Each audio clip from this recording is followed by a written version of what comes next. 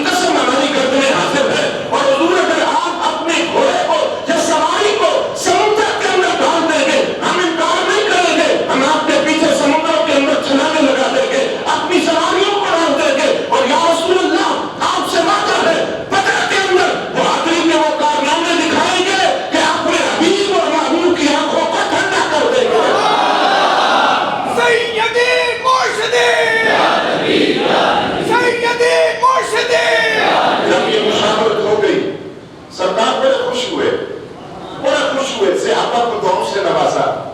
सरकार ने फरमाया असला नहीं है कोई बात नहीं, और खाने का सामान नहीं है कोई बात नहीं, इसलिए कि फरमाया कि बंदे मोमिन मादी वसाइल पर भरोसा ही नहीं करता। अब ये काफिला रवाना हुआ कैसे, देख के कानों से सुनना है, और आज बुजुर्गों को भी माफी नहीं, जरा सुभान अल्लाह साहब कहते रहना। 313 सहाबा और 8 तलवारें, आप अभी आप चुप कर गए, 8 तलवारें, 6 सिरे, 2 घोड़े, 70 ऊंट, 1 खजूर 2 सहाबा को दी कि खानी नहीं है, चूसनी है कि खत्म ना हो जाए। किसी के बदन पर कमीज नहीं थी और किसी के पांव में जूता नहीं था, और कोई माजूर था, कोई बूढ़ा था, कोई बच्चा था, जिनके पास तलवार और नेज़े नहीं थे, उन्होंने दरख्तों की टहनियां तोड़ी। तलवार जिसके पास थी किसी की दस्ती टूटी हुई, जिनके पास नेज़े थे किसी की नोक टूटी हुई। सरकार ने हाथ उठा फरमाया या अल्लाह ये 313 ये बदन से बढ़ना भूखे प्यासे तेरी बारगाह में ला रहा हूं। फरमाया अभी क्या है, इनको आज बदर के मैदान में पहुंचाए। वो 1000 का काफिला जो सामान उठा कर ला रहा है, उन्होंने सिर्फ उठा कर लाना है, जमाना देखेगा वो बदर में छोड़ कर भागेंगे, ये 313 का मुकद्दर बनेगा और ये उठा कर लेगा।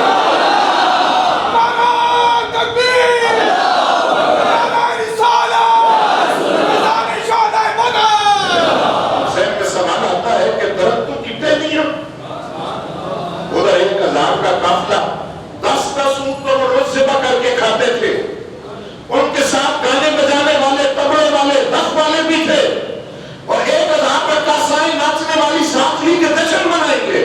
और अबू जहल जिसके लिए सरकार ने फरमाया इस उम्मत का फिरौन है ये, उसने मक्का से चलते हुए काफिरों से कहा परेशान नहीं होना, 313 मुट्ठी भाग तो है, अभी लौट कर आ जाएंगे, अभी इनको शिकस्त देकर आएंगे, कामयाब होकर लौटेंगे।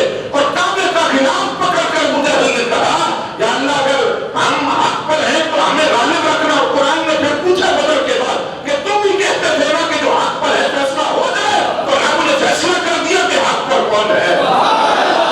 अब जब ये काफिला रवाना हुआ 313 अफराद का, और पहले सरकार ने ऐलान किया, हुजूर ने फरमाया जो छोटी उम्र के हैं वो वापस चले जाए, कमसम सहाबा छोटी उम्र वाले वापस चले जाए। तवज्जो है, हज़रत उसामा बिन ज़ैद को वापस भेज दिया, आपकी उम्र थोड़ी है आप चले जाए, क्योंकि जंग के इरादे से हमारे नहीं थे, आप जंग का मसला है। राफी बिन मुतैस से कहा आपकी उम्र छोटी है आप भी चले जाए, और ज़ैद बिन अरकम से कहा आपकी उम्र भी थोड़ी है आप चले जाए। हज़रत साद बिन अबी वक़ास के भाई थे, हज़रत उमैर बिन अबी वक़ास, लोगों ने देखा वो कभी किसी बंदे के पीछे छुपते हैं, कभी किसी के पीछे छुपते हैं।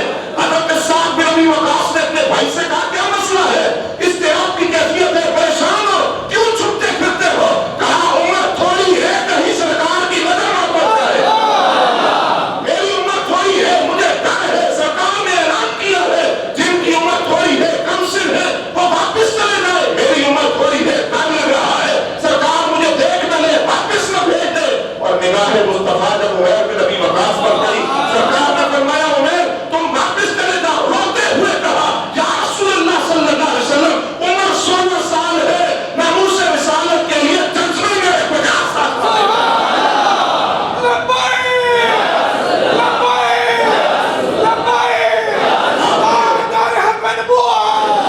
आप मुझे इजाजत दे, सरकार में जाऊंगा, मुझे तमन्ना है कि रब ने शहादत की मौत अता करे।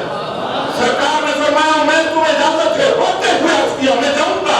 और हज़रत उमैर बिन अबी वक़ास रज़ियल्लाहु तआला अन्हु, साद बिन अबी वक़ास के छोटे भाई, 16 साल उम्र, मैदान बदर में गए, जामे शहादत नोश किया और ज़माने को पैगाम दिया, बारगाह मुस्तफा में उम्र नहीं देखी जाती, बारगाह मुस्तफा में रंग नहीं देखे जाते, बारगाह मुस्तफा में जुबान नहीं देखी जाती, बारगाह मुस्तफा में नस्ल कबीला वतन लिबास नहीं देखा जाता, बारगाह मुस्तफा में उम्र नहीं बल्कि सीने में मोहब्बत रसूल में धड़कने वाला दिल देखा जाता है। अब ये 313 का काफिला आया, हज़रत साद बिन मुआज़ ने हुजूर को मशवरा दिया हम एक साहिबान बनाते हैं। आज जहां मस्जिद अरीश है, जिसने ज़ियारत की है उन्होंने देखा होगा, अल्हम्दुलिल्लाह मैंने भी ज़ियारत की, बुलंदी पर है, वहां हुजूर का साहिबान बनाया, और वो हेडक्वार्टर था सिपह सलार और कमांडर इन चीफ का। हुजूर वहां से पूरे मैदान बदर का नक्शा देख रहे थे।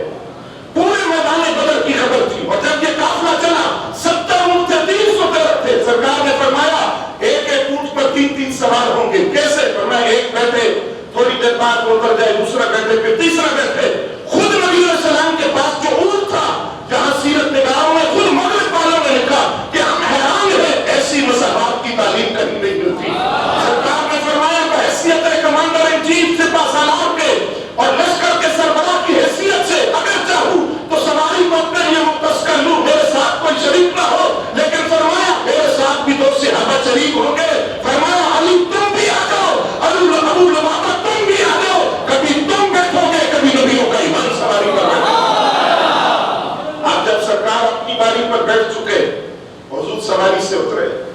आपने मौला अली से फरमाया कि अब आप बैठे, या अबू लुबाबा रज़ी अल्लाह तआला अन्हु से कहा आप बैठे। उन्होंने हाथ जोड़कर अर्ज की सरकार हमारे लिए ये एजाज काफी है कि हम आपकी सवारी की नकेल पकड़कर साथ चल रहे हैं, हमें सवारी पर बैठने का हुक्म न दें। बारी हमारी है, लेकिन हम अपनी बारी को आपकी बारी पर कुर्बान करते हैं। हम हाथ पकड़कर नकेल पकड़कर सवारी के साथ चले कि आपकी सवारी की टापों से गर्द लगकर हमारे जिस्म पर पड़ जाए, इससे बड़ा एहसास हमारे लिए क्या होगा। हमें और कुछ नहीं चाहिए, साथ चलेंगे। नबी रहमत जिन्होंने मसावत की तालीम दी, अखुवत और बराबरी की तालीम दी, उनका जुमला सुनिए। सरकार ने फरमाया है अली और अबू लुबाबा, क्या तुम मुझसे ज्यादा ताकतवर हो, मुझसे ज्यादा ताकतवर हो? जब मैं सवारी पर बैठ रहा हूं तुम भी बैठोगे। और दूसरी बात फरमाया अली ऐसा नहीं हो सकता कि तुम तो पैदल चलकर अजर और सवाब हासिल करो। तुम्हें अजर और सवाब की जरूरत है तो मुझ मोहम्मद अरबी को सवाब की जरूरत नहीं है। फरमाया इसलिए तुम अपनी बारी पर बैठो, मैं पैदल चलूंगा। अब ये काफिला बदर की तरफ रवाना हुआ। मैदान बदर में पहुंचे, 17 रमजान था, जुम्मे का दिन था। 17 रमजान था, जुम्मे का दिन था। जुम्मे की रात बदर के मैदान में सहाबा के डेरे लगे हुए। मौला अली कहते सारे सो रहे थे, सिर्फ एक आमिना का लाल जाग रहा था। मौला अली कहते हैं सिर्फ सरकार जाग रहे थे। और क्यों न जागते, उम्मत का बात ज़ाते मुस्तफा है, और बात बेदार हो तो उम्मत की बिगड़ी बनती है। सरकार जाग रहे थे। मौला अली कहते हैं इस्तिराब की कैफियत थी, क्योंकि एक अज़ाब का काफिला था। इधर 313 थे, रब ने नींद तारी कर दी। उधर मट्टी वाला इलाका था, इधर रेतला इलाका था जहां मुसलमान रुके हुए थे। एक दिन पहले रब ने ऐसी बारिश बरसाई, और उस बारिश का जिक्र खुदा ने कुरान में भी किया। फरमाया ये मेरे मदद की, मुसलमानों की बारिश बरसाई, जिससे रेत बैठ गई, सहाबा को चलने में आसानी हुई। दूसरी तरफ कैफियत ये थी, जो मट्टी का इलाका था, वहां वो कदम रखते तो कदम कीचड़ के अंदर धंस जाते। तो रब का कुरान कहता है कैसे कैसे मैदान बदर में हमने इनकी मदद की है। सबसे पहले 3 सहाबा को सरकार ने भेजा। तवज्जो है आपकी।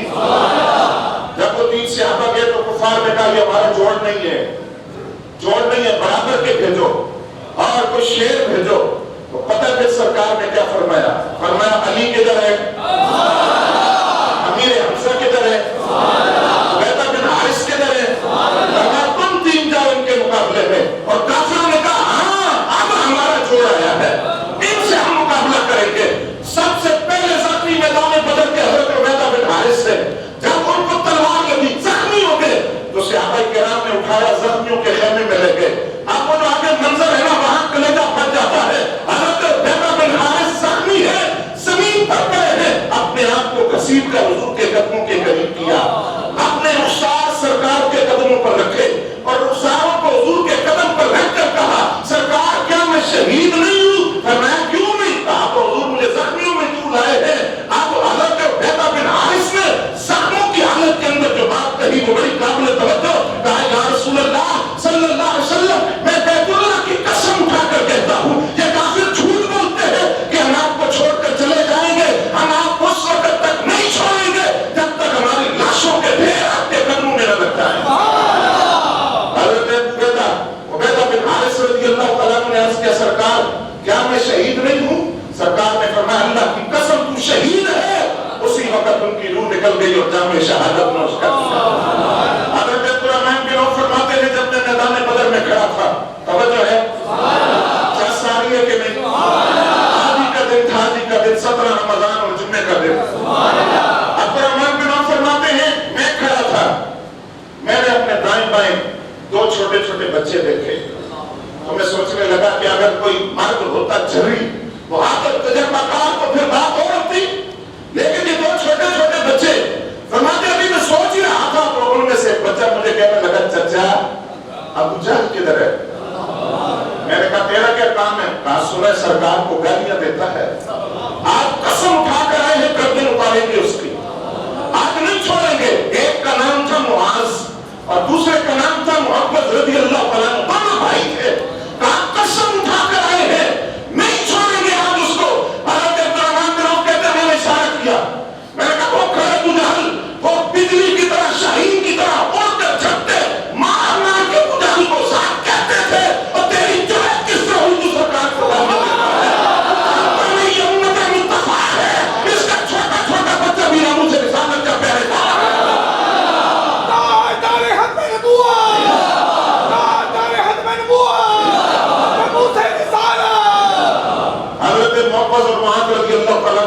वासले जहन्नम कर दिया। अबू जहल को हुजूर के पास आए और आकर कहा सरकार मार दिया है अबू जहल को। सरकार ने फरमाया तुम में से किसने मारा है? अब एक कहता मैंने मारा है, दूसरा कहता मैंने मारा है। सरकार ने फरमाया अगर अपनी तलवारें दिखाओ। साफ तो नहीं की, कहा नहीं हुजूर साफ नहीं की, दोनों की तलवारों से खून लगा हुआ था। फरमाया इस उम्मत का फिरौन अबू जहल को मारने का इजाज़त रब ने तुम दोनों को अता कर दिया। अब कैफियत क्या है? हज़रत मुआज़ जो बड़े थे भाइयों में से, उनका बाजू कट गया था। तवज्जो है आपकी? कैसे कटा? वो फरमाते हैं बाजू काट के खुदा नहीं हुआ, बल्कि चमड़े का एक धागा सा तस्मा सा बन गया, बाजू लटक रहा था। जब मैं तलवार चलाता तो रुकावट बनता, लटकता हुआ बाजू। तो मैंने कहा अल्लाह और उसके रसूल के रास्ते में कोई चीज रुकावट नहीं बननी चाहिए। उम्र इतनी नहीं है। हज़रत मुआज़ की कहते हैं मैंने अपने बाजू को पांव के नीचे रखकर खींच कर झटका दिया, बाजू को तोड़कर साइड पर रख दिया कि सरकार की इज्जत पर पैर देते हुए कोई चीज रुकावट नहीं बननी चाहिए। और जो छोटे थे हज़रत मुआज़, उनका हाथ कलाई से कट गया। एक ने बाजू उठाया, दूसरे ने हाथ उठाया, सीधे बारगाह मुस्तफा में हाजिर हो गए। तबीबे कायनात, हकीम कायनात, सरकार ये मेरा बाजू कट गया है। एक ने कहा हुजूर मेरा हाथ टूट गया। यहाँ काजी याद रखते हैं वहां कोई मर्म था नहीं, दवाई थी नहीं, जंग के इरादे से आए नहीं थे, लेकिन वहां का इलाज का सबसे बड़ा मरहम जो जमाने के बड़ा से बड़ा जख्म ठीक कर देता है, वो सबसे बड़ा मरहम जो आपे मुस्तफा को मती मती बोल बोल मती मती बोल बोल जाने मुस्तफा। सरकार ने अपना राबिता निकाला, हज़रत मुआज़ के बाजू के साथ लगाया, बाजू को जोड़ दिया। वो कहते लगता था टूटा ही नहीं, इस तरह जोड़ा सरकार ने। और हज़रत मुआज़ कहते मेरा हाथ जो कलाई से कटा था उसको सरकार ने राबे दहन लगाकर जोड़ा, लगता था कभी टूटा ही नहीं। इससे अगली बात सुनिए, हज़रत बादशाह बिन मिहसन कहते हैं मेरी तलवार टूट गई। मैं आया सरकार की बारगाह में, मैंने कहा हुजूर मेरी तलवार टूट गई है। सरकार ने यह नहीं फरमाया मैं क्या करूं, 8 तलवारें थी, 8 शमशीरें थी, एक टूट गई। कहते हैं हुजूर के हाथ में लकड़ी की छड़ी थी, सरकार ने मुझे दी और फरमाया यही ले जा, इससे जाकर जंग कर। हज़रत बादशाह बिन मिहसन कहते हैं जब मैं छड़ी लेकर चला तो मैंने देखा इतनी लंबी लोहे की मजबूत तलवार बन गई जिस छड़ी को रसूलुल्लाह के दस्ते करम लगे थे। कहते हैं उस रात को हुजूर ने लकड़ी की छड़ी दी थी, लड़ता रहा यहां तक कि हज़रत सिद्दीक़ अकबर के ज़माने तक गज़वात के अंदर उस तलवार से लड़ता रहा, यहां तक कि मुनकरीन खत्म नबूवत के फितने के खिलाफ लड़ते हुए जामे शहादत नोश किया। फिर हज़रत कतादा है, बेला आम का निकल गया, बदन में हाथ पर रखा हुआ, सरकार के मेरा बेला निकल गया है। आप कोई बंदा पूछे कि किसी आई स्पेशलिस्ट के पास जाओ, माहिर बरादर चश्म के पास जाओ, आंखों का माहिर डॉक्टर या तबीब या हकीम उसके पास जाओ, लेकिन ना हज़रत कतादा गए और इस इरादे से गए आंख का बेला कोई और भी वापस रख सकता है, लेकिन जब दस्ते मुस्तफा से इस आंख के बेले को वापस रखा जाएगा उसका जस और लुत्फ भी और होगा। अब सरकार ने वो बेला पकड़ कर फरमाया कतादा 2 सूरतें हैं, सब्र करो जन्नत ले लो, अगर नहीं तो डेरा भी लगा देता। अब वो भी सिहाबी है ना, समझ रहे आपकी सिहाबी रसूल है। उन्होंने कहा सरकार दोनों दूंगा। कैसे? और मैं जन्नत अपनी मर्जी से दे दे, डेरा मेरी मर्जी से लगा दे। आपके खजानों में कमी है, ला का लफ्ज़ तो कभी बारगाह मुस्तफा से सुना ही नहीं। अगर मगर इनकार तो है नहीं, ये बारगाह मुस्तफा है, यहाँ तो इनकार होता ही नहीं। मांगेंगे, मांगे जाएंगे, मुंह मांगी पाएंगे,